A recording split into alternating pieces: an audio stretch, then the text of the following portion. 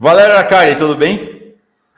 Olá, bom dia, Mauro. Bom dia a todos que acompanham o Fórum Café. Cá estamos. Tá de livro novo na praça? Um livro novo, acabou de sair da gráfica sexta-feira, Mauro. Você Labirinto tem ele aí? Reacionário. Você tem ele aí? Tenho, Mostra vou para te nós, mostrar. vai. Queremos ver. Labirinto Reacionário, o perigo da Mostra. derrota histórica. Linda capa, linda capa. Você lançou por quem esse livro? Pela editorial Usina. Usina. Tá. Editorial Labirinto Reacionário. Já dá para comprar pela internet? já está disponível pela internet. Labirinto Reacionário, Usina Editorial. O que é o tema desse Está à venda. livro, O Valério? livro é a situação brasileira entre o golpe institucional do impeachment da Dilma Rousseff em 2016 até a vitória eleitoral de Lula em outubro de 2022. Ou seja, são estes anos que são uma etapa dramática da nossa história, digamos, é um intervalo no qual vinga no Brasil uma situação defensiva, uma situação muito desfavorável do ponto de vista da relação social de forças. É este intervalo histórico em que, pela primeira vez, depois do fim da ditadura, a classe dominante brasileira conseguiu colocar em movimento segmentos de massas, inclusive com força social de choque nas ruas, para apoiar, para tentar impor uma derrota histórica à classe trabalhadora, e neste processo ocorreu o surgimento de uma força política, um movimento político, político-cultural, que tem bases sociais de extrema-direita e uma direção neofascista. Então, o Labirinto Reacionário é uma tentativa de compreender como isto foi possível, como chegamos a uma beira de um abismo, né? Este sentimento de alívio que nós temos agora, que eu acho que prevalece em todos nós, né? Enfim, respiramos, mas depois de uma imensa aflição que foram estes anos de angústia, de vertigem, que foi imposta por uma acumulação sucessiva de derrotas que colocou em xeque tudo aquilo que a nossa geração conquistou. Tudo foi colocado em xeque. Nós estamos falando não somente da redução da miséria, nós estamos falando de retrocessos em todos os terrenos. Quer dizer, na pandemia, o Brasil proporcionalmente teve muito mais vítimas do que corresponderia ao seu papel, ao seu lugar no mundo. Na educação, nós tivemos retrocessos que são, em grande medida, irreparáveis. Mas quando nós pensamos na ciência, na tecnologia, ou pensamos na Amazônia, ou pensamos na cultura, pensamos no cinema, no teatro, na música, ou quando nós pensamos nos direitos humanos, os massacres, né, enfim, as tragédias humanitárias que ocorreram nos bairros populares, em todos os terrenos nós retrocedemos, regredimos. A rigor, nós estamos completando, quando pensamos no médio prazo, Mauro, 10 anos de estagnação do capitalismo periférico brasileiro, com uma degradação das condições materiais de vida, um retrocesso cultural, e, portanto, o Labirinto Reacionário é uma tentativa de oferecer sentido e como foi possível, evidentemente, conquistar a presidência para Lula e, digamos, os desafios que estão colocados a partir de agora, Mauro. Por falar em desafios colocados a partir de agora, queria te ouvir sobre esse tema que volta. A gente teve como que um intervalo nos últimos dias, em função da viagem de Lula e Haddad teve junto, e uma parte expressiva do governo lá para a China e Emirados Árabes Unidos. Lula volta ao Brasil e vai pousar, né, com o tema do arcabouço fiscal, como um tema prioritário. Por sinal, o Lula já tinha dito, né, naquela entrevista. O Miola falou antes aqui, né? Essa coisa dos 100 dias é um negócio que funciona muito mais no esfera da política institucional do que na esfera da vida cotidiana das pessoas, né? Mas a gente caminha entre esses dois lugares políticos sociais. Lula disse que, passados os 100 dias, começa uma nova etapa do governo em que a economia, a reativação da economia e emprego passam a ser prioridades. Eu notei no final da semana, ao longo do final da semana, posições curiosas, porque você tem uma base, por exemplo, a liderança do governo na Câmara, a liderança do PT na Câmara, apoiando de maneira decidida o arcabouço fiscal. A nota do Diretório Nacional do PT, sob comando da Gleisi, não foi bem assim, né? O que a nota disse é: queremos conhecer o texto e discutir. O Boulos fez uma manifestação similar esse fim de semana. Ok, nós somos da base do governo, mas nós não vamos dar cheque em branco. Queremos conhecer o texto do arcabouço fiscal e discutir. Como é que você prevê esse encaminhamento de um tema tão crítico, tão delicado quanto o arcabouço fiscal? Bom, o encaminhamento, especificamente, como vai ser... como é que você está prevendo esses embates, né? Ao redor São do dois arcabouço. terrenos, é o problema dos lugares, como você diz, né? Tem uma disputa que é na sociedade, tem uma disputa que é institucional. Elas se desenvolvem simultaneamente, mas não são as mesmas. Então, do ponto de vista da disputa na sociedade, me parece que há um processo real de debate sobre o sentido do arcabouço. Evidentemente, o Fernando Haddad revelou habilidade política e a proposta é engenhosa, há uma inteligência,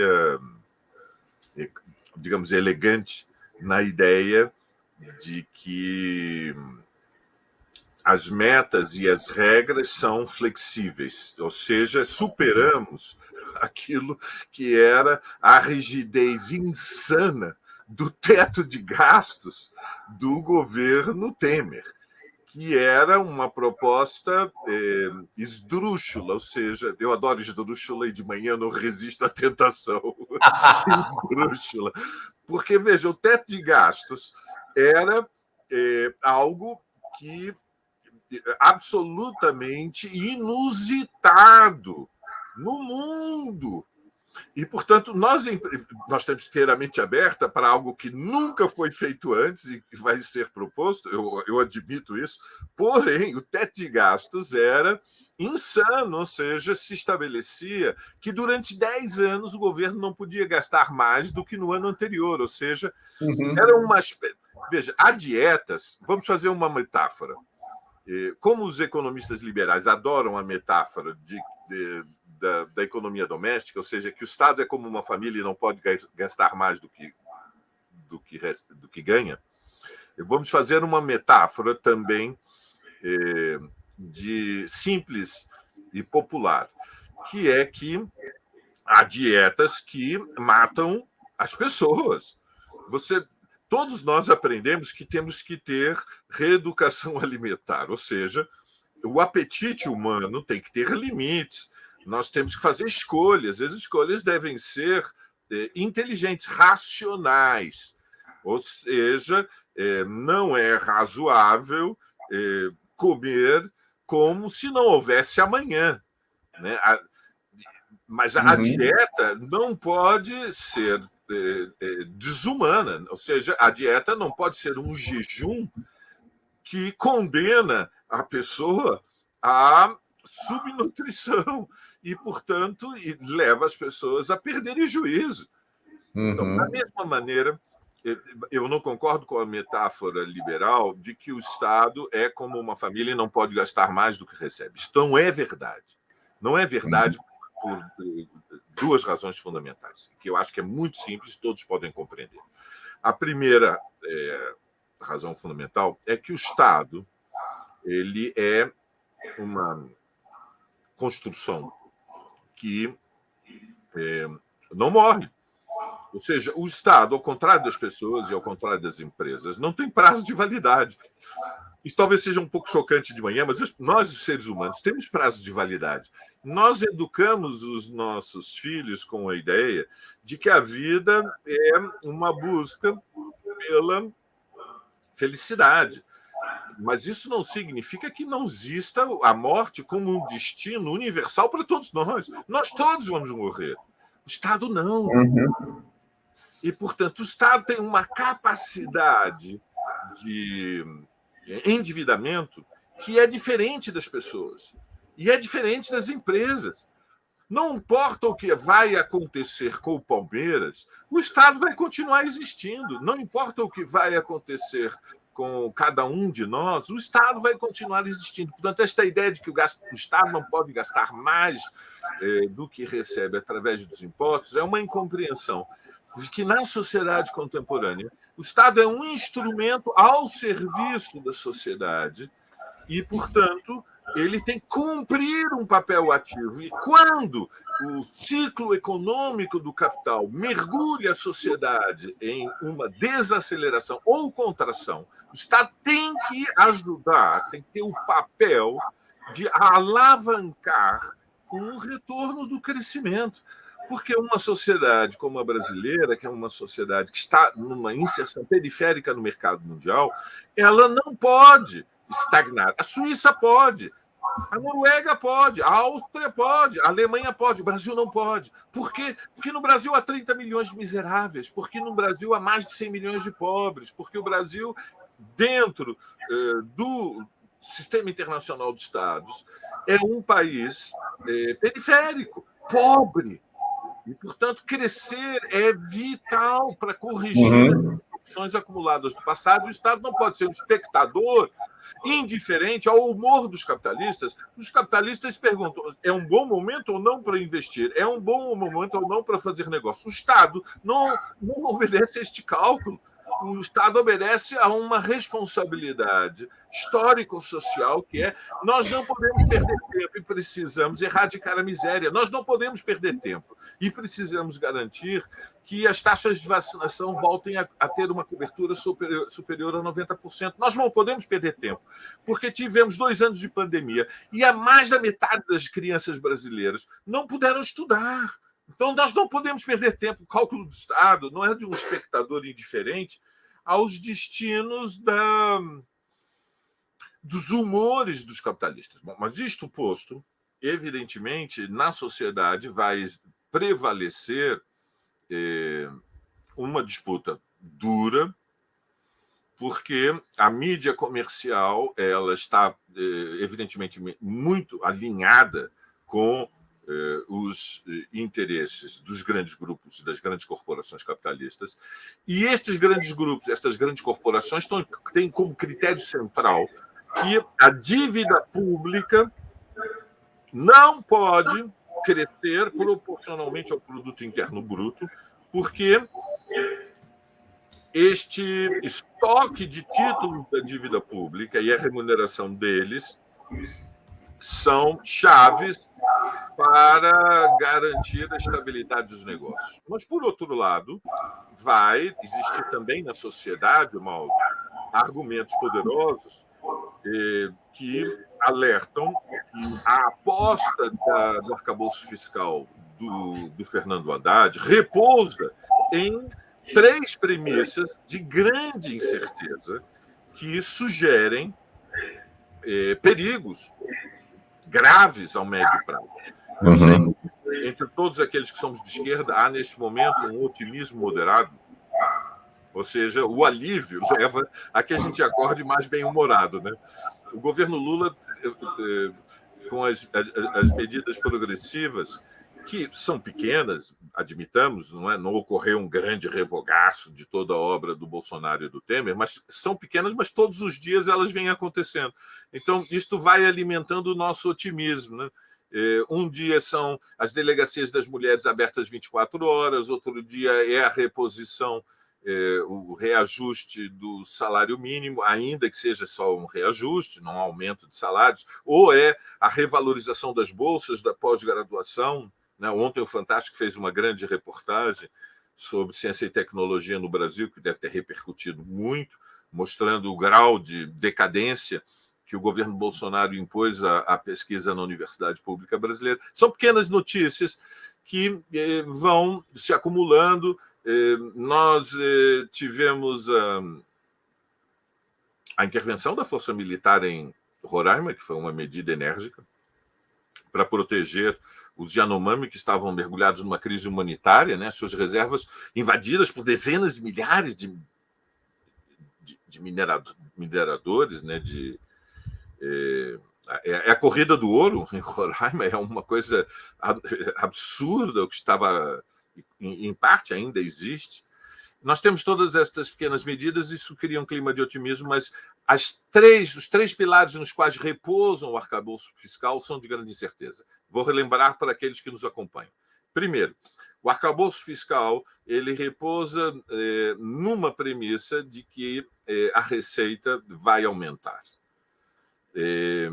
Bom, esta premissa ela é elaborada considerando que os capitalistas vão continuar investindo. Veja, hoje nós temos basicamente uma taxa de investimento proporcional ao PIB, se considerarmos que foi 2022, que está oscila entre 17% e 18%, e não sabemos exatamente o que vai acontecer em 2022. O drama dos 17%, 18%, já chegamos a 14%, vamos dizer as coisas como são, tivemos uma situação muito pior, era o piso histórico, 14%, mas o Estado responde unicamente por 2% dessa taxa de investimento. E, portanto, tudo o resto são fundamentalmente investimentos privados, que são investimentos brasileiros ou estrangeiros. Os investimentos estrangeiros estão também ali numa faixa de 2%. É muito, muito baixo. Então, no fundamental, o movimento de rotação do capital, que é a taxa de investimento que ocorre neste ano, que vai responder pela variação do PIB daqui a 365 dias, depende do investimento privado do que nós chamamos a poupança interna brasileira, ou seja, a acumulação de capital feita pela burguesia brasileira. Pela burguesia brasileira, não é só a burguesia interna, como dizem alguns marxistas, pelas diferentes frações burguesas. Isto é incerto. Ou seja, que vai haver um aumento do investimento. Por que é incerto? Porque nós assistimos, desde o final de 2022, no último trimestre, uma desaceleração da economia e começamos a ter indicadores, como os que foram divulgados pelo IBGE esta semana, que confirmam a desaceleração. Você teve, por exemplo, uma variação negativa de mais de 5% no setor dos transportes, que responde, quando pensamos no quadro grande, por uma parte muito importante da operação da economia brasileira, porque é um país continental, é um país gigantesco do ponto de vista territorial e, portanto, transportes são a logística dos transportes que tem um impacto enorme sobre a capacidade produtiva. Então, este é um primeiro elemento. Há incerteza porque nós não podemos confiar que a burguesia brasileira tem um compromisso com o projeto do governo. A burguesia brasileira estava contra a eleição do Lula, certo? Estava contra. Vamos dizer as coisas como são. No primeiro turno e no ano anterior ao primeiro turno, a classe dominante brasileira tentou construir uma terceira via. Nem estou falando da massa dos capitalistas, da massa empresarial, apoiaram o Bolsonaro depois da pandemia. Estou falando da fração dissidente muito concentrada, onde estão os segmentos mais poderosos do capitalismo brasileiro, que tentaram construir com a Tebet uma terceira via e só deslocaram contra Bolsonaro para o segundo turno, e nós vimos que eles tinham uma base social muito pequena, ou seja, o segundo turno foi por um fio, foi por um triz, foram 2 milhões de pessoas num país que votam mais de 120 milhões de pessoas. Nós estamos falando de 2%, menos de 2%, 2% do resultado eleitoral é por um fio. Muito bem, então este é o primeiro tema, incerteza sobre o aumento da receita, o que torna, portanto, muito perigoso a aposta feita pelo arcabouço. O segundo elemento crítico que eu quero alertar a todos é que, evidentemente, a classe dominante brasileira não merece confiança e não temos segurança sobre o que será o investimento, mas, por outro lado, nós temos plena certeza que a classe dominante é contra que o Estado tenha um papel como investidor, ou seja, no triângulo estratégico, Mauro, estão no poder Tarcísio em São Paulo, Zema em Minas e o cantor de gospel do Rio de Janeiro. Muito bem. O plano deles é acelerar privatizações. O plano deles é reduzir o papel do Estado. O plano deles é que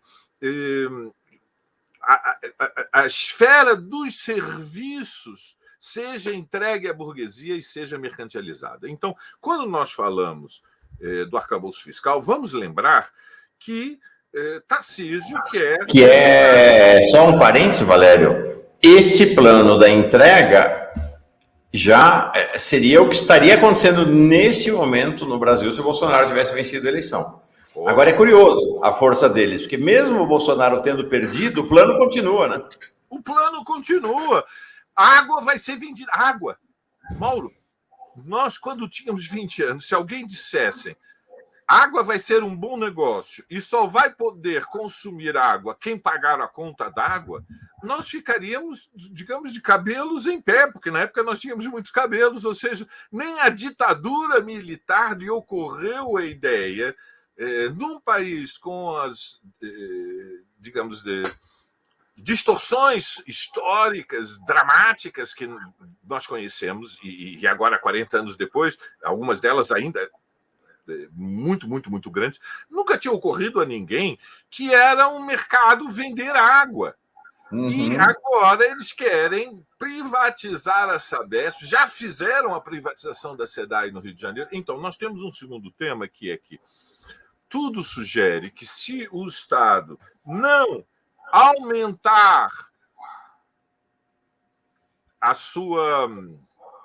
o seu papel, ou seja, se o Estado não aumentar os 2% de investimento, nós podemos ter anos e anos de contração e de recessão, com todos os flagelos, né, com os cavaleiros do apocalipse que acompanham uma situação de recessão. Nós podemos correr o risco dos primeiros 2 anos do governo Lula serem anos de estagnação? Nós podemos correr o risco do Brasil não só não crescer, como retroceder. Não, nós não podemos, porque nós estamos há 10 anos sem crescer, Mauro. Então, o segundo problema do arcabouço fiscal é que, mesmo estabelecendo que o teto de gastos é revisado, há um novo teto de gastos. E esse novo teto de gastos é 70% do aumento da receita. Ou seja, mesmo que aumente a receita, não se pode gastar o que aumentar a receita, só se pode gastar 2/3, até 70% do que aumentar a receita. Portanto, é um novo teto de gasto. É um teto de gasto com desconto. É um teto de gasto com mais flexibilidade. É um teto de gasto que tem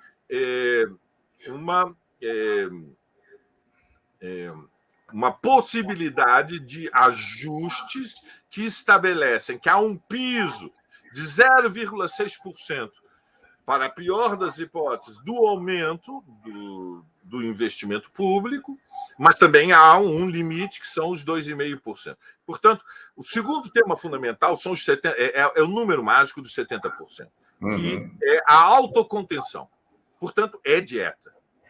É dieta, não é a dieta que mata o paciente, que era o teto de gastos herdado do governo Temer, e que era a religião do Paulo Guedes. O Paulo Guedes tinha uma religião que era o teto de gasto. Claro, ele era um pouquinho herético, né? Porque como o teto de gasto era religião, era o mandamento oculto do Maomé, mas era uma religião muito flexível a do Paulo Guedes. Quando chegou a hora de vencer as eleições de 2022, ele disse, não, a religião é uma coisa linda, mas em anos eleitorais os mandamentos são suspensos. Eles não valem nos anos pares, eles só valem nos anos ímpares. Então, nós temos uma religião para os anos pares e outra para os anos ímpares. Bom, nós não podemos, evidentemente, concordar com esta premissa, ou seja, há um perigo real, que esta autocontenção do Estado, que tem como objetivo tranquilizar os capitalistas, ou seja, garantir aos capitalistas que o papel do Estado dentro da economia não vai aumentar ao que era antes da eleição do Lula, ou seja, que o ajuste feito, em outras palavras, Mauro, o ajuste feito desde 2016, depois do golpe, não é revogado. Uhum.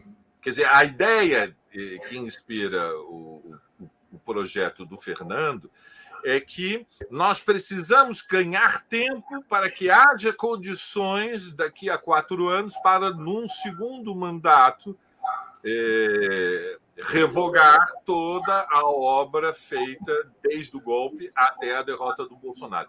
Portanto, é uma saída lenta, gradual e segura, digamos, para não provocar a Faria Lima, para viabilizar uma transição que seja aceitável pelos capitalistas, e ela tem como premissa, evidentemente, evitar que haja uma ruptura da classe dominante, da fração mais poderosa com o governo, como dramaticamente aconteceu na Argentina, e nós vimos depois as consequências. Valério, me parece... Bom, algumas questões aí. Primeiro, o trauma do golpe contra Dilma é muito poderoso, é muito grande. Então, parece que essa é uma questão que você traz, é assim, o Haddad está efetivamente, e me parece que em certa medida o Lula, extremamente preocupado de não ter um rompimento com as camadas dominantes na economia e isso fragilizar o governo a ponto de colocar a própria ciência do governo em risco, né? Acho que é o trauma do golpe de Dilma. Agora, segundo, você falou da saída lenta, gradual e segura. Será que vai dar tempo? Ou seja, será que essa saída lenta, gradual e segura será capaz de dar respostas à miserabilidade, ao desemprego e às questões cruciais da população a ponto de evitar a volta da extrema-direita? Ou ela manterá o país num nível de crescimento tão baixo que fornecerá combustível para a extrema-direita? E, por fim, uma última questão, e aí te entrego para a gente fazer mais uma rodada de ponderação, é o fato de que este regime, que você diz, né, tem um certo grau de razoabilidade, ele leva à extinção de duas das... Ele leva a... Para usar uma figura de linguagem na moda, né? Ele leva a gente perder duas joias da coroa dos movimentos sociais e da esquerda brasileira, que é a vinculação constitucional dos gastos de educação e saúde, né? A equipe do Haddad já anunciou que vai acabar com a vinculação, né? E que haverá uma redução expressiva em relação à expectativa dos investimentos em saúde e educação, né? Isso aí é grave, me parece. Muito grave. É o terceiro elemento, né? O terceiro elemento é este, quer dizer, eu estava alertando vocês nestes minutos anteriores para os dois pilares. O terceiro é a desconstitucionalização do piso do investimento em educação e saúde. Eu treinei essa palavra. Desconstitucionalização não é uma palavra que você pronuncia sem fazer um treinamento silábico prévio. Você vê que deve ser ruim, né? Porque desconstitucionalização é a terceira vez, eu estou me exibindo, eu não tropeço em nenhuma sílaba. Uma palavra assim não pode ser coisa boa, né? Não, mas a parte da brincadeira, este evidentemente é o terceiro pilar. O primeiro é a aposta no investimento privado dos capitalistas. O segundo é a contenção do investimento público. E o terceiro é a desconstitucionalização do piso da educação da saúde. Estes são os três pilares que são dramaticamente perigosos, evidentemente, e que nos levam a ter uma posição crítica. Houve reunião do Diretório Nacional do PSOL neste fim de semana, foi aprovada uma posição crítica. O PSOL só vai decidir depois de receber, de conhecer o texto do arcabouço fiscal, e só então ele vai decidir o seu voto na Câmara. Tudo caminha no sentido de que, se o arcabouço fiscal se mantiver assim, o PSOL, ainda que na base parlamentar do governo, como você se recorda, Mauro, o PSOL não integrou o governo, porque, por lealdade, honestidade, disse ao governo, desde o início, que não poderia aceitar disciplina de governo. Ou seja, o apoio do PSOL ao governo dentro do Congresso Nacional é condicionado. Há uma liberdade política da bancada do PSOL, não há alinhamento automático, não há apoio incondicional ao governo. Fomos honestos. Para nós, disciplina de governo não se brinca. Não se brinca com disciplina de governo. Entrou no governo, se está com o governo, tem acordo ou não tem acordo. Por isso nós não entramos. Por quê? Porque disciplina de governo é casamento monogâmico. E o PSOL não estava disposto a uma relação de casamento monogâmico com um governo que tinha no interior dele representações orgânicas da classe dominante, como a Simone Tebet, como você se lembra, e isso garantiu, digamos, a nossa liberdade leal. Mas isto posto, como você diz, o principal perigo a médio prazo é difícil fazer futurologia, porque não é o terreno apoiado no método da ciência. Ou seja, a ciência faz previsões trabalhando com cálculo de probabilidades. A ciência faz previsões. Não é o mesmo que futurologia, é trabalhar com hipóteses mais prováveis e menos prováveis, e há muitos modelos que permitem fazer isso, o cálculo de probabilidades. O cálculo de probabilidades aprovado o arcabouço fiscal é que as massas teriam que ter uma enorme pressão. Como você diz, uma parte da base social do governo teria que adiar por um período indefinido as suas expectativas, e o desemprego seria qualitativamente reduzido, ou seja, que haja uma queda do desemprego para menos de 4% da população economicamente ativa, o que gera, como consequência mais provável, um aumento, uma pressão por um aumento real de salários. Essa seria, digamos, o horizonte benigno. Uma redução do desemprego e uma pressão por aumentos reais de salários, já que estamos há 7 anos enviesados, né? A taxa média, quando pensamos, a taxa de evolução do salário médio é de queda, é de contração. Ou seja, a recuperação que a economia brasileira teve depois do fim da pandemia é fundamentalmente em empregos informais, onde prevalecem salários muito, muito, muito baixos, e a precariedade, a incerteza. Bom, isto posto, essa segunda variável digamos, muito, muito provável. Nós não sabemos qual é o limite da paciência das massas, é um elemento subjetivo. Em geral, no Brasil é mais elevado que na Argentina, né? Comparativamente, sempre a sociedade brasileira ela se move mais lentamente do que o nosso grande vizinho, embora os dois países tendem a ter evoluções muito paralelas. De qualquer maneira, fragilizaria o governo Lula. O governo Lula 3 será fragilizado porque a política econômica decide o destino do governo. A economia nem sempre é o único fator ou é o fator, em última análise, o fator que decide eleições. Isso também é uma formulação rígida e equivocada.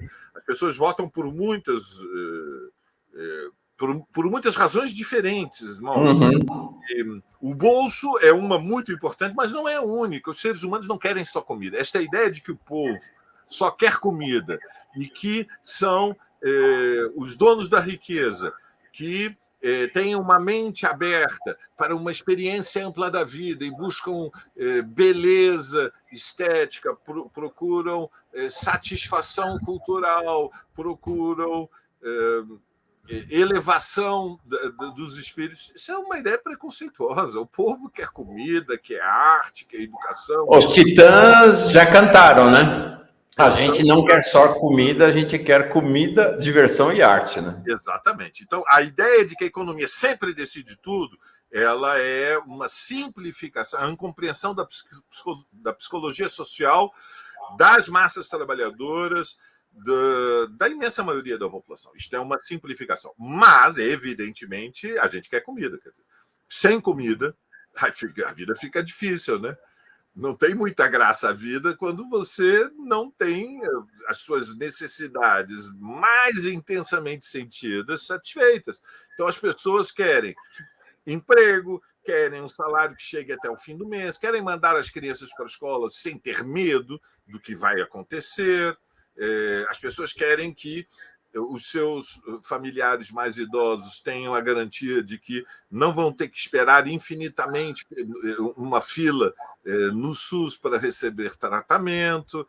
Enfim, as pessoas querem uma casa para morar, as pessoas querem terra para plantar, nós queremos todos respirar, então queremos a suspensão das queimadas na Amazônia, nós queremos muita coisa. É natural que seja assim. E, evidentemente, isso leva a que haja um tempo que não é inesgotável e, portanto, a decisão do Lula de apoiar o Haddad e seu arcabouço fiscal envolve um risco político muito elevado. É um risco maior do que ele deveria correr, na minha opinião, na opinião que prevaleceu na direção nacional do PSOL e que existe dentro do PT, como você disse, porque a nota da Gleisi é diferente, né, do que tem sido os posicionamentos do governo, do Rui Costa, do Fernando Haddad. Sim, é diferente. Nós estamos mais preocupados. Eu penso, vou ser muito sincero contigo, Mauro, que é uma proposta de altíssimo risco a aplicação do arcabouço fiscal. E, infelizmente, se houver emendas no Congresso Nacional, vai piorar. Não vai parecer para melhorar. Ou seja, há uma disputa, voltando ao início, há uma disputa na sociedade e há uma disputa dentro do Congresso Nacional. Dentro do Congresso Nacional, a disputa se faz em condições ainda piores do que aquelas que são feitas na sociedade. São piores, não são melhores, são piores. Dentro do Congresso Nacional, há uma... Como é um mandato de 4 anos e estão no início, os deputados e os senadores, eles têm uma lealdade muito mais intensa com os grupos, frações de classe pelos quais foram eleitos. Não tem que se preocupar com os destinos da nação, eles têm que se preocupar com os interesses de classe de quem garantiu a sua presença e dos quais são representantes. Ou seja, os deputados não se representam a si próprios, eles representam grupos de interesse. Os garimpeiros de Roraima têm representantes no Congresso Nacional, certo? É assim que funciona. E como os garimpeiros de Roraima, as madeireiras da Amazônia, é evidente que os grandes bancos têm uma bancada gigantesca dentro do Congresso Nacional. Você tem uma floresta de siglas de partidos de direita, mas, no fundo, você tem a bancada do sistema financeiro, dos grandes acionistas. Sim. E ela está dissimulada através de siglas políticas, mas a disciplina política é fundamentalmente com esses grandes grupos financeiros e eles vão querer aprovar o arcabouço fiscal. Não creio que haja qualquer dificuldade de aprovar, vai ser aprovado o arcabouço fiscal. Ou seja, a classe dominante está dando chilique porque o Lavrov chega no Brasil, mas está apoiando o arcabouço fiscal e está dizendo Haddad é o ministro de máxima responsabilidade, está apoiando o Haddad, mesmo agora que resolveu começar a criticar pessoalmente o Lula pela... Não queria deixar de mencionar isso no programa de hoje, a corajosa declaração do Lula em Pequim, da qual eu acho que todos nós que lutamos, estamos na estrada há mais tempo, né, Mauro?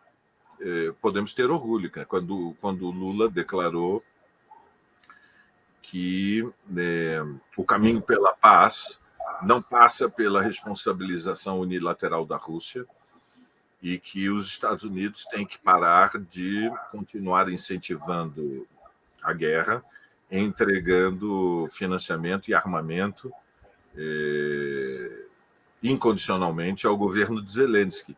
Ou seja, quando o Lula, diante do drama da guerra da Ucrânia, alerta não só o nosso povo, mas o mundo de que devemos condenar a invasão da Ucrânia, a Rússia tem responsabilidade no início do conflito, foi errado invadir a Ucrânia, Putin abusou de poder ao cruzar as fronteiras ucranianas, mas a guerra não é somente uma guerra da Rússia e do Putin contra a Ucrânia e Zelensky, é uma guerra da Rússia contra a OTAN. E a OTAN tem como a grande liderança os Estados Unidos, e o governo Zelensky, evidentemente, hoje faz essencialmente uma guerra por procuração de Washington com Moscou. E, portanto, o governo brasileiro não é cego. Não é cego. E compreendemos o papel de marionete que o governo Zelensky tem diante da ofensiva da OTAN. Mas aí, queria te fazer uma ponderação. Eu vi essa entrevista, a única entrevista coletiva que o Lula deu na China, foi realmente bem importante. E o que eu sinto é assim, tem duas torcidas, vamos chamar assim, né? Tem a nossa torcida, e a nossa torcida tem uma presença com alguma relevância na arquibancada, um segmento da esquerda que sai dessa corrente chamada stalinismo, que fica lá. Lula, o herói da luta anti-imperialista, está afrontando os Estados Unidos, e vem essa discurseira toda, e tem a arquibancada do lado de lá, especialmente da extrema-direita, que fala, olha aí o Lula se alinhando com os comunistas, rompendo com o Ocidente, parará, parará. Agora, quando você examina a entrevista, Valério, o que o Lula diz é assim, gente, eu atuo de acordo com os interesses do Brasil. Eu não atuo por vetores políticos e ideológicos. Eu atuo por onde eu acho que o interesse brasileiro está. É onde o interesse brasileiro está, é este lugar onde eu atuarei. E o interesse brasileiro diz, eu não quero confronto com o Biden, eu não quero confronto com os Estados Unidos, mas também não quero confronto com a China. E o Lula tem a sagacidade do líder sindical que sabe que precisa operar também no espaço criado pelo confronto entre China e Estados Unidos para obter melhores concessões para o Brasil. Perfeito. Claro. Né? A independência brasileira e o caminho para a paz. O que ele está dizendo é não há solução militar, não há. Ninguém pode vencer essa guerra militarmente. Então, não havendo condições, é preciso construir uma proposta de negociação que possa ser uma redução de danos em que todos têm que fazer concessões. Como se faz, é assim que se constroem acordos. Isso é uma posição não somente independente, mas uma posição responsável, porque não há mesmo solução militar, Mauro. Podia ser um blefe, não então não há solução militar. Ou seja, a Ucrânia, mesmo com todo o armamento entregue para os Estados Unidos, não tem condições de derrotar a Rússia. A Rússia, por sua vez, não tem condições de derrotar o governo de Zelensky. Então, nem Zelensky vai derrubar Putin, nem Putin vai derrubar Zelensky. Isto posto, é melhor, quanto mais cedo possível, abrir negociações e partir para o cessar-fogo. Portanto, ao defender paz, sem alinhamento nem com a Rússia, nem com a OTAN, Lula fez um movimento muito corajoso. Aqui, evidentemente, o importante é que não tem alinhamento incondicional com Biden, porque, digamos, a tradição brasileira, desde o final da Segunda Guerra Mundial, é de um alinhamento estável com Washington, né? Vamos lembrar, tem raízes históricas. O Brasil foi o único país da América Latina que mandou tropas, mandou um exército para lutar na Itália ao lado das forças norte-americanas contra o nazifascismo. Ninguém mais fez, a Argentina não fez, o México não fez, o Brasil fez. Vargas prometeu 100 mil soldados, enviou 20 mil. Claro que ele fez uma negociação, cedeu a base aérea no Rio Grande do Norte, em Natal, mas garantiu investimento para a construção da CSN em Volta Redonda, porque o Brasil não produzia aço, tinha um atraso naquele momento, de quase 100 anos, e foi uma das compensações para o envio dos 20 mil soldados. Mas este alinhamento na Segunda Guerra Mundial, que foi justo, estabeleceu uma relação orgânica da burguesia brasileira com a norte-americana que foi vital depois do pós-guerra, quando o Brasil foi o primeiro destino de investimento norte-americano na periferia. Tirando os investimentos norte-americanos na Europa, o primeiro, não o segundo, não o terceiro, Mauro, o primeiro destino. Durante quanto tempo? Durante 40 anos, Mauro. 40 anos o Brasil foi o primeiro destino do investimento norte-americano. Sim. Tirando o que foi feito no Japão, tirando o que foi feito na Europa Ocidental, era o Brasil. Sim. Isso era... Tanto que ainda hoje, em que pese a decadência dos Estados Unidos, em que pese o fato da China ser o maior, disparadamente o maior parceiro comercial do Brasil, mais da metade das empresas estrangeiras instaladas no Brasil ainda são de capital estadunidense. Né? Claro. Então, por isso, ao dizer Biden, nós não temos um alinhamento com a OTAN, nós não pensamos que o futuro da vida civilizada depende da derrota da Rússia. Não é a nossa opinião. É uma declaração muito corajosa. Eu vou ser sincero, desde que voltei ao Brasil em 78, desde meus 21 anos, nunca vi nenhum presidente da República contrariar os norte-americanos desta maneira. Então, isto é evidentemente muito positivo. Mas... Agora, mais uma vez, né? É o sindicalista negociador. Ele não está fazendo isso porque ele morre de amores pelo Putin e odeia o Biden. É porque é o seguinte, gente. Ele foi lá para os Estados Unidos e voltou de mãos abanando. E ele ficou irritado. Tá certo? O encontro dele com o Biden, ele voltou sem um tostão. Ele voltou sem nada na mala para a economia brasileira. Aí ele vai lá para a China e volta de mala. A mala não está cheia também. Mas voltou uma mala meio... na metade da mala ocupada. E aí, o que está dizendo Biden? Vamos conversar, né? Vamos conversar. Não, eu acho que há um sentido prático, mas o Lula não é só um caixeiro viajante, sejamos também. É um operário, uma liderança operária moderada, que também dá importância às ideias e tem compromisso com a verdade. Ele sabe que a paz é um preliminar para o crescimento do Brasil e dos países periféricos, né? Exatamente. Defende a paz e não vai tocar tambor para maluco que pensa que o que está acontecendo na Ucrânia não ameaça, não tem uma ameaça de guerra mundial. Tem ameaça, não só... E tem ameaça e ela, digamos, é um blefe retórico, evidentemente, mas Putin coloca a carta nuclear, porque, evidentemente, o Putin, o que ele receia é que deixe de ser uma guerra de procuração e passe a ser uma guerra da OTAN mesmo. Aí, sendo uma guerra da OTAN, a Rússia não pode vencer. A menos que a China se mova. Aí é a Terceira Guerra Mundial. Compreendes? Então, o Putin está estabelecendo um limite. Se a OTAN for além, é guerra nuclear. É isso aí. Então, tem gente tocando tambor. Não é o governo brasileiro que está tocando tambor. Não é. Está dizendo que a paz corresponde aos interesses da humanidade. E veja, alguém dizer o óbvio lulante, muitas vezes é necessário, né? É importante, tem impacto.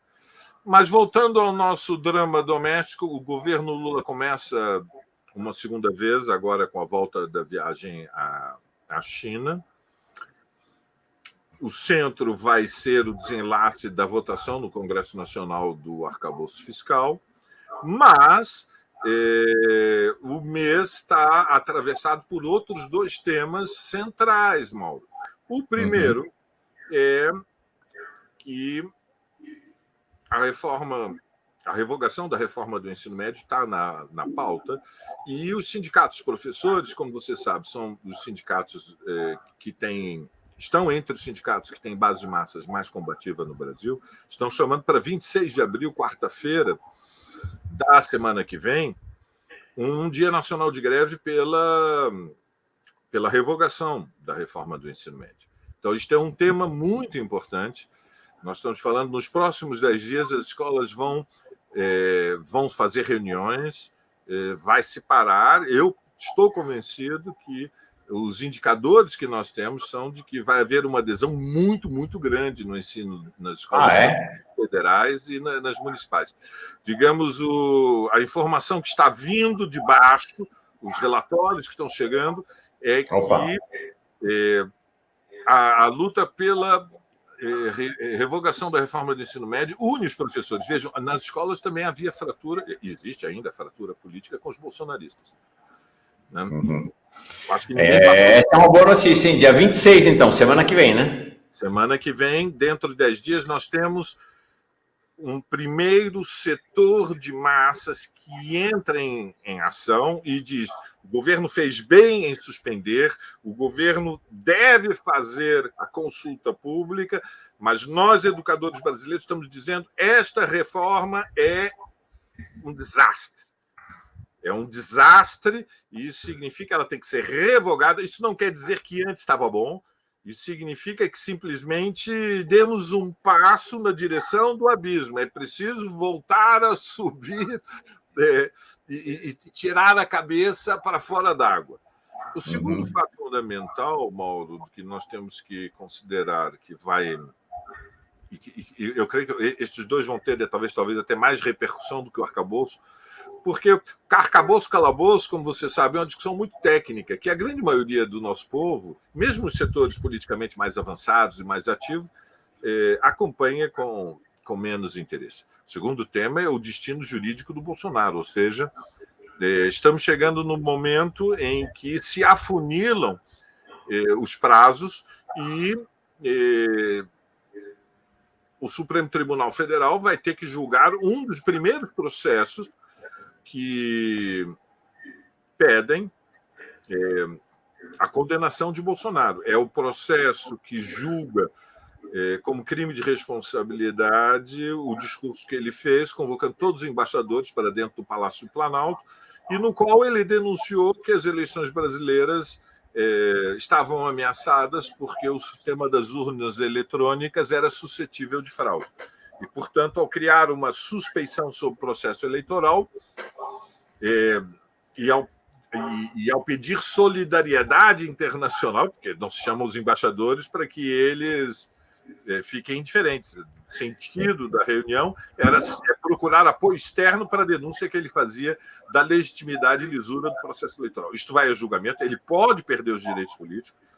Isso abre um momento chave na luta contra a extrema-direita e os extremistas neofascistas no Brasil. Não quero encerrar, temos 10 minutos só, Valério, mas eu não quero encerrar sem falar da terrinha. Né? Lula vai de novo em viagem, agora ele fica de 21 a 26 de abril fora do Brasil. Né? Então ele fica de 21 a 25 em Portugal e 25 e 26 na Espanha. Então ele vai no feriado, volta no dia 26, volta, acho que deve chegar à noite, ou sai no dia 26 à noite, vai chegar com o resultado das manifestações contra a reforma do ensino médio. Em Portugal, o bolsonarismo local, o partido de extrema-direita, o Chega, está preparando, segundo eles, manifestações grandes, não sei como é que serão, de protesto contra a presença de Lula. Aparentemente, a passagem de Lula por Portugal não será... não vai ser um consensual, como foi na China e Emirados Árabes, então vai ter uma manifestação no próprio 25 de abril, em frente à Assembleia da República. Lula ia discursar no Parlamento Europeu de 25 de abril, foi cancelado o discurso pela uma ação conjunta da extrema-direita com a direita, dizendo que na data nacional de fundação de Portugal Democrático não é para ninguém externo, ninguém não português discursar no parlamento, mas parece que também não é apenas a direita liberal está preparando ali um cenário de críticas a Lula, em especial em relação à questão da posição relativa à guerra da Ucrânia. Então, não vai ser um consenso, vamos dizer assim, a passagem de Lula por Portugal, diferentemente do que foi na China e nos Emirados Árabes, né, Valério? Não vai ser consenso. Portugal também é uma sociedade fraturada, a extrema-direita veio crescendo, o salazarismo existe a base histórica do salazarismo. Vamos lembrar que saíram das ex-colônias depois da independência entre 500 e 1 milhão de pessoas, nunca ficaram muito claros os números, mais sólidos sugerem algo em torno de 700 mil pessoas que eram pequenas proprietárias, médias proprietárias ou diretamente muito ricos, que estavam essencialmente em Angola, Moçambique, mas também na Guiné, Bissau, em Cabo Verde. Então, nós temos, entre os retornados e seus descendentes, pelo menos 10% da população, esse segmento é salazarista, e o Chega, com o Ventura, André Ventura é a expressão da liderança pública do Chega, ele é digamos, uma força política em ascensão, ele já tem um apoio consolidado em torno de 10%, não é como no Brasil, mas é uma força política que tem impacto na sociedade portuguesa, mas vamos ter também, digamos, objetivos. O apoio a Lula é muito grande em Portugal. Lula é uma figura, não é só em Portugal. Frequentemente, como nós somos um país gigantesco e temos um pouco uma ilusão de ótica sobre o lugar do Brasil no mundo, Mauro. Vamos lembrar que não é só pela Amazônia, a figura do Lula como a liderança que veio da classe operária, lutou contra a ditadura, foi preso pela ditadura, esperou, construiu um partido de massa, se apoiou nos sindicatos, se vinculou ao movimento da luta do MST pela reforma agrária, esteve ao lado da resistência popular durante 10 anos e pacientemente aguardou o processo eleitoral de 2002, governou de 2003 a 2010. Nesse intervalo, ocorreu a redução da desigualdade mais intensa da história do país, ainda que foi fundamentalmente uma redução no interior da classe trabalhadora, né? Não é que os capitalistas perderam dinheiro, o peso do capital sobre o conjunto da sociedade brasileira oscilou um pouquinho para baixo, mas foi pequena, né? Aquilo que nós podemos chamar a redução funcional, a redução da distribuição funcional da renda, que é o termo técnico. A imagem internacional do Lula é muito favorável, Mauro. E isso, em Portugal, é ainda mais intenso, ou seja, Portugal é de longe o país do mundo que tem mais interesse pela situação brasileira e o apoio a Lula é amplamente majoritário. O tema da guerra da Ucrânia ele é divisivo, evidentemente. Vamos lembrar, nós estamos num continente na América Latina em que nós não conhecemos a guerra há muitas gerações. O século XIX foi um século de muitas guerras na América Latina, na América do Sul. O século XX não. Enquanto que a Europa viveu 2 guerras mundiais, ou seja, tirando aqueles entre nós que tiveram pais, que fizeram parte da FEB, ou seja, pais que lutaram durante a Segunda Guerra Mundial, é o meu caso, meu pai era da Marinha, lutou durante a Segunda Guerra Mundial, mas é excepcional. Eram só 20 mil homens que foram enviados e o Exército Brasileiro enfim, as Forças Armadas brasileiras eram muito menores do que são hoje. Isto posto, na Europa é diferente, ou seja, quase todo mundo tem a memória na família de alguém que foi para a guerra. E impacta dramaticamente na Europa o fato de ter sido a Rússia a invadir a Ucrânia, e impacta dramaticamente na Europa Ocidental o fato de que a Rússia é um regime bonapartista, é um governo autoritário, e que Putin é uma ameaça às liberdades democráticas, não há liberdades democráticas na Rússia, e em particular na Península Ibérica, onde se conheceram ditaduras muito longevas, né? Portugal teve 48 anos de ditadura, O Estado espanhol conheceu o franquismo no poder desde 38, 39 até 77, 78. Quer dizer, nós estamos falando também de 40 anos, digamos, 10 a menos que Portugal, mas 40 anos é muito tempo, é a vida adulta de uma geração.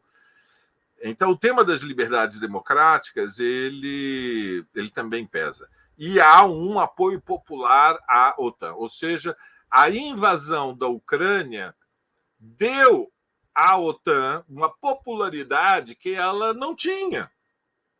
Ou seja, a precipitação de Putin fortaleceu a OTAN de tal maneira que os governos da Europa Ocidental, dentro da Troika, eles estão hoje muito subordinados ao Washington, num grau que, inclusive, produz tensões. Você viu que, recentemente, o Macron começou a estabelecer limites com o apoio dos belgas. E, portanto, França e Bélgica estão... O teu som está dizendo... Macron foi para a China uma semana antes do Lula e voltou de lá dizendo, cara, não tem nada disso, não queremos subordinação à China nem aos Estados Unidos, né? Uma posição, inclusive, que se aproxima do discurso do Lula, né? Apesar de que a ótica é outra, claro. Exatamente. Mas o que prevaleceu durante um ano foi uma subordinação à crítica. A Alemanha fez sacrifícios gigantescos. A Alemanha teve que fazer um giro na sua matriz energética, teve que trocar o pneu furado com o carro andando, vamos dizer as coisas assim. Está pagando um preço muito elevado, porque está pagando o gás liquefeito que está importando nos Estados Unidos, que é incomparavelmente mais caro do que era o gás dos gasodutos russos, que garantiam para a Alemanha uma vantagem competitiva no mercado mundial muito elevada. Então, é nesse contexto, Mauro, que o tema da Ucrânia, de fato, a posição brasileira é pouco popular, mas isso não impede que a presença do Lula na data do 25 de abril, que é a data do início do processo revolucionário que derrubou a ditadura, repito, 48 anos de ditadura, guerra colonial desde 1961 até 1974, quer dizer, um país de 10 milhões de habitantes que tinha que manter um exército permanente de 150 mil homens, com um terço deles permanentemente na linha de combate na África. Tem muito impacto e creio que também tem muito apoio. Lula não vai fazer o discurso, mas a sua presença desperta muita simpatia. E vamos lembrar que na comunidade brasileira em Portugal, o Bolsonaro perdeu. Ganhou em outras. Em Portugal, perdeu. Em Portugal, quem ganhou foi o Lula, não foi o Bolsonaro. Vamos lembrar também que há uma comunidade entre 300 e 500 mil brasileiros num país de 10 milhões de habitantes, são 5% da população. Não é pouca coisa. Se considerarmos que é um país que tem demograficamente muito mais envelhecido que o Brasil, tem uma população economicamente ativa estimulada em 6 milhões, e os brasileiros são quase 10% da população economicamente ativa. Então, impressionante, né? O Lula tem base social em Portugal. Mais da metade desses 10% apoia o Lula. Sim. Ou seja, vai ser uma passagem em disputa. Em disputa, mas vai ser... A extrema-direita não vai vencer essa disputa. Vai haver luta, mas vai ter muita gente desafiando a extrema-direita e levantando a bandeira do 25 de abril. Eles não estão contra o Lula, eles estão contra o 25 de abril. É isso que o Ventura representa. Eles não são inimigos somente do que representa o governo Lula depois de 7 anos de reacionarismo, 4 anos de Bolsonaro. Eles são os nostálgicos do bolsonarismo, mas o bolsonarismo em Portugal ainda é minoritário. E, portanto, quando se levantar a bandeira do 25 de abril e Lula marchar sobre ela, nós vamos ver a imensa maioria do povo português ao lado do 25 de abril de Lula. Lembremos que é a festa popular mais importante do país, que todos os anos, não é só em Lisboa, nas pequenas aldeias, onde vivem, às vezes, centenas de pessoas, tem celebração do 25 de abril. Porque houve guerra colonial. porque houve 48 anos de ditadura, porque houve PIDE. Então, o país tem a memória do que foi o fascismo, e agora que os fascistas voltaram, isso não significa que não haverá luta para defender a memória do 25 de abril. Legal. Se tudo caminhar como deve caminhar, ou seja, em alegria e paz, segunda-feira tem mais Valério Arcari aqui para nós. Obrigado, Valério. Boa semana para ti. Obrigado. Deixa eu mostrar o labirinto. De novo, claro. Opa, pera lá, deixa eu aumentar o Valério aqui. Labirinto Reacionário, novo livro de Valério Arcari, pela Usina Editorial. É só digitar no Google, Labirinto Reacionário, você consegue comprar pela internet, né, Valério? É isso aí.